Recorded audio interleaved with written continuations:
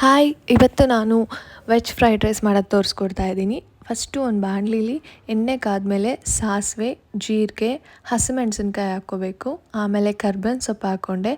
ಅದನ್ನು ಸಣ್ಣದಾಗಿ ಹಚ್ಕೊಂಡಿದ್ದೀನಿ, ಬಿಕಾಸ್ ನಾನು ಯಾರೂ ಊಟ ಮಾಡುವಾಗ ತೆಗೆದಿಡಬಾರ್ದು ಅಂತ.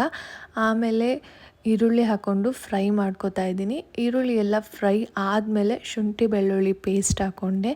ಶುಂಠಿ ಬೆಳ್ಳುಳ್ಳಿ ಪೇಸ್ಟ್ ಆದಮೇಲೆ ಸಣ್ಣದಾಗಿ ಹಚ್ಚಿಟ್ಕೊಂಡಿರೋಂಥ ತರಕಾರಿ ಹಾಕ್ಕೊಂಡೆ. ನಾನು ತರಕಾರಿಲಿ ಕ್ಯಾರೆಟು, ಬೀನ್ಸು, ಕ್ಯಾಪ್ಸಿಕಮ್ಮು ಮತ್ತು ಸ್ವಲ್ಪ ಗೆಡ್ಡೆಕೋಸು ತೊಗೊಂಡಿದ್ದೀನಿ. ಹಸಿ ವಾಸನೆ ಹೋಗೋ ತನಕ ಫ್ರೈ ಮಾಡ್ಕೋಬೇಕು. ಆಮೇಲೆ ಉಪ್ಪು ಹಾಕ್ಕೊಂಡು ಸ್ವಲ್ಪ ಹೊತ್ತು ಮುಚ್ಚಿ ಬೇಯಿಸಬೇಕು.